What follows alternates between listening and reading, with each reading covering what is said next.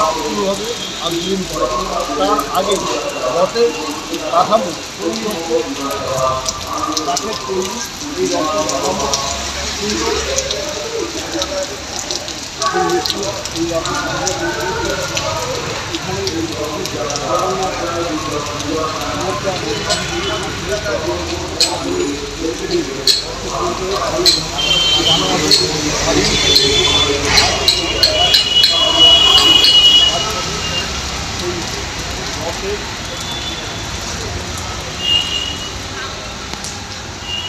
এই রথে এখন প্রস্তুতি করবে। রথে ঠিক করে নিচ্ছে, মেরামত ঠিক করে নিচ্ছে, এই রথ হবে। আমি এই রথ যে উদ্যোগটা আছে তার সঙ্গে একটু কথা বলা হবে। এই রথ কতদিন চলছে,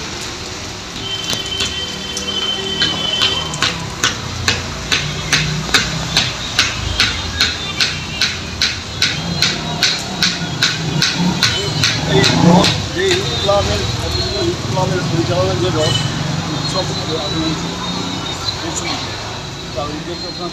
এই রথ কত বছর চলছে? এটা আমাদের 9ম বছর। গত 8 বছর ধরে আমাদের রথের উৎসব চলে আসছে। এই বছর তার ব্যতিক্রম নয়। এবছরের বিকেল 4টে 10 মিনিটে আমাদের রথের দড়িতে টান দেবেন পশ্চিমবঙ্গ বিধানসভার মাননীয় অধ্যক্ষ শ্রী বিমান বন্দ্যোপাধ্যায় মহাশয়, উপস্থিত আরও অনেক লোক। এই রথ টানাল মাসির বাড়ি করা হয়। মাসির বাড়ি থাকে, এটা প্রতি বছরই মাসির বাড়িটা হয় আমাদের বিশালক্ষী মন্দির। বিশালক্ষী মন্দিরে গিয়ে আমাদের এই বিগ্রহ জগন্নাথের বিগ্রহ এখানে 8 দিন থাকে। আবার উল্টো রথের দিক দিয়ে পুনর্যাত্রা করে, এসে মন্দিরে ফিরে আসে। এইবার রথের বৈশিষ্ট্য কী থাকে?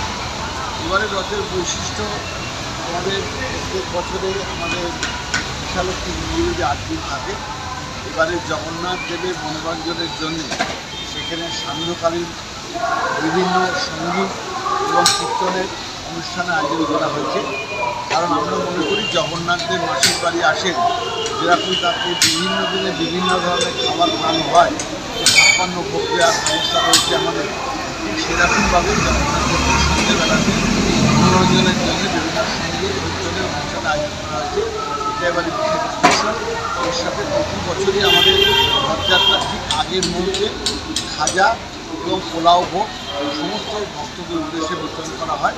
এবারেও তার ব্যতিক্রম হচ্ছে পুরীতে জগন্নাথ মন্দিরে এই রথ উপলক্ষে তারপরে 56 ভোগ দেওয়া হয়, সেই জন্য ব্যবস্থা করা হচ্ছে। অবশ্যই এক্ষেত্রে ভোগ হওয়ার পরে জগন্নাথদের কাছে ভোগ নিবেদনের পরে জগন্নাথদের বিকেলবেলাতে দুপুরের পরে উনি রথে ওঠেন, পান খাওয়ার পরে উনি রথে ওঠেন, রথে উঠে পরিক্রমা করেন, ঘুরে মাসির বাড়ি গিয়ে।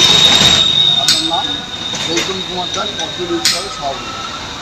পদ্মজী উৎসবের সভাপতির সঙ্গে কথা বলতে জানা গেল যে এইবার রথ টানার পর মাসির বাড়ি থাকে 8 দিন ধরে। সেই 8 দিন ধরে প্রতিদিন সন্ধ্যাবেলায় 56 পদের ভোগের আয়োজন করেছে। এখানে পোলাও থেকে আরম্ভ করে মালপোয়া থেকে আরম্ভ করে বিভিন্ন পদ থাকে। এই খবর আশ্চর্যকর দর্শকদের আগামী 2 দিন পরে মানে রথযাত্রার দিন বাড়িপুর বর্ধমান থেকে যে রথ টানবে সেটা কত লোক হয়, শুনেছি এখানে শো লোক এসে এই রথের দড়ি টান দেয়। সেই অপেক্ষায় থাকবে বাড়িপুর বর্ধমানে এই রথের যে রথ টানা হবে। খবর 48 ঘন্টার দর্শকরা বাড়িপুর বর্ধমান থেকে